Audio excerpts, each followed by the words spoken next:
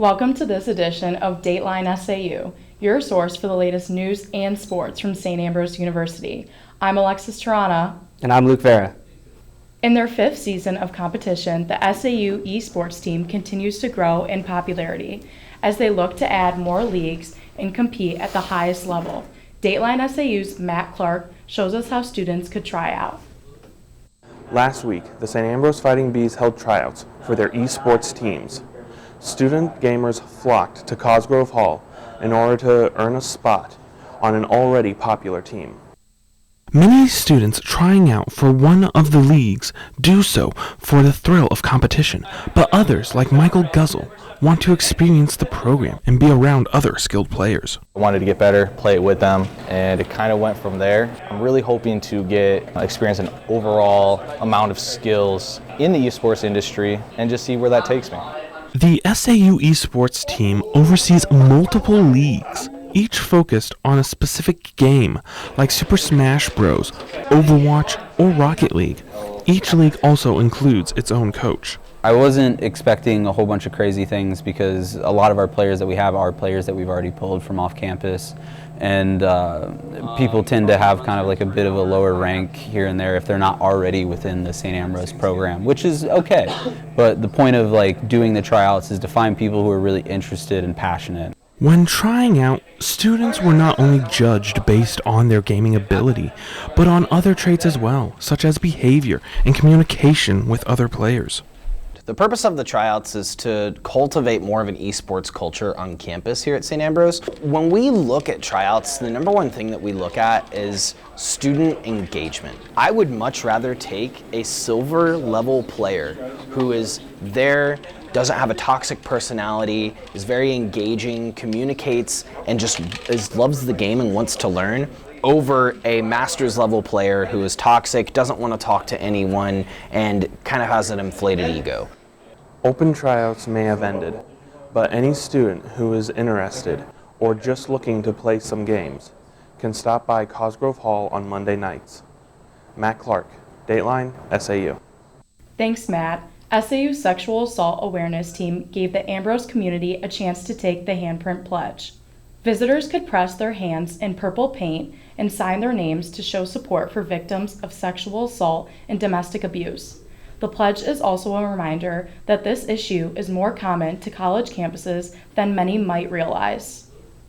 To take the pledge that you're going to make people aware that this is an issue and help educate them and be a safe space for somebody to go to if they need help.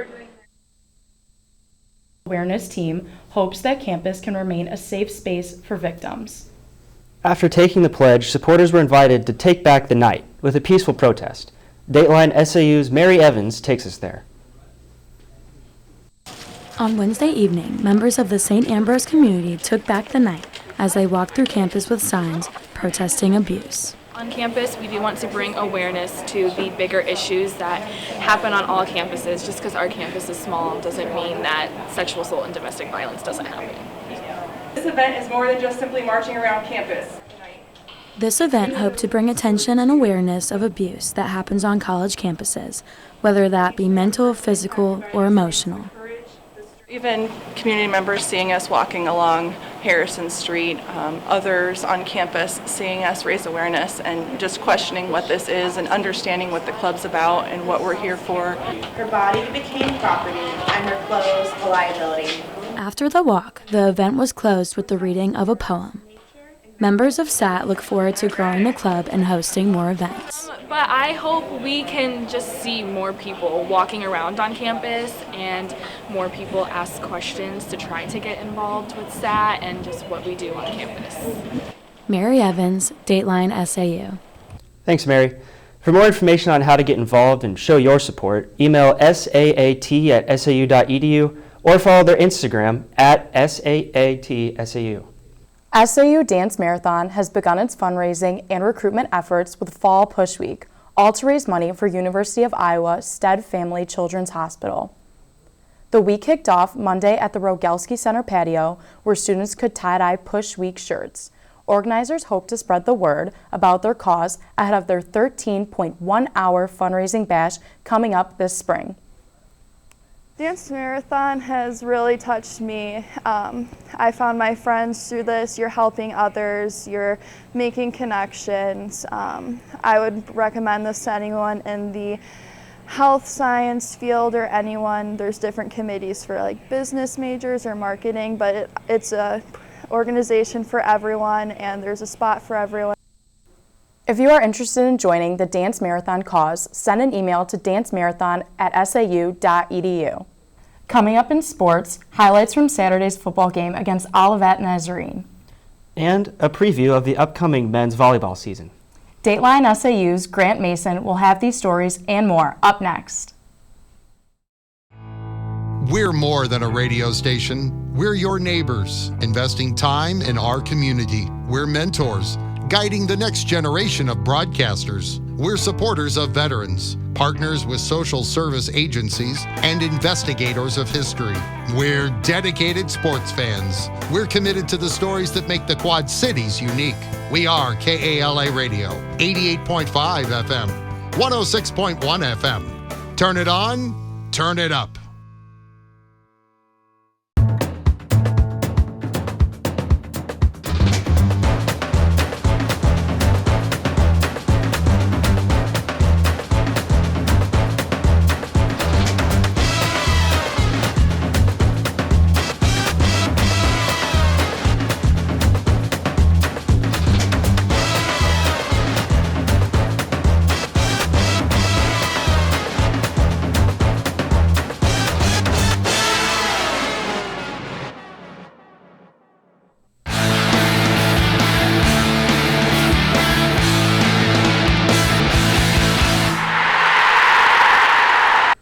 Welcome to Inside the Locker Room. I'm Grant Mason. The Fighting Bees football team was riding a 2-game winning streak, heading into a matchup with Olivet Nazarene. The Bees trailed 20-14 at halftime, but put up a fight in the second half. In the third quarter, quarterback Tom Casey connected on a long pass to Yemi Ward to get them into Tiger territory. Later in the drive, Ray Bouye turned the corner and finished off the drive with a 23-yard touchdown run. They cut the lead to 27-21. Unfortunately, it was not enough, and the Bees fell short with their 4th loss of the season. The Fighting Bees hope to bounce back against St. Francis this Saturday at 1 p.m. This weekend, the Bees find themselves away from the Hive. Men's and women's soccer hope to bring home a W as they travel to Deerfield, Illinois, to take on Trinity International this Saturday. Then, it's another night away from the Hive for women's volleyball, as they travel to Elgin, Illinois for a matchup against Judson University Eagles. On Tuesday, just 2 days later, the women will celebrate their 9 seniors at Lee Loman before hosting Hannibal LaGrange. As women's volleyball approaches postseason play, the men's team is now gearing up for the start of their season. The St. Ambrose men's volleyball team ended their previous season on a low note. As Coach Ray Green put it, life happened to the 10 and 17 Bees. This season, however, Coach Green is leaning on some new chemistry in an effort to turn a new page in the men's volleyball history book. The biggest difference with this group, this preseason or off-season training, and other groups is that they all get along. The culture is really, they've bought into our culture, and they're helping us develop the culture that we want here. They're hitting the books, and they're having fun.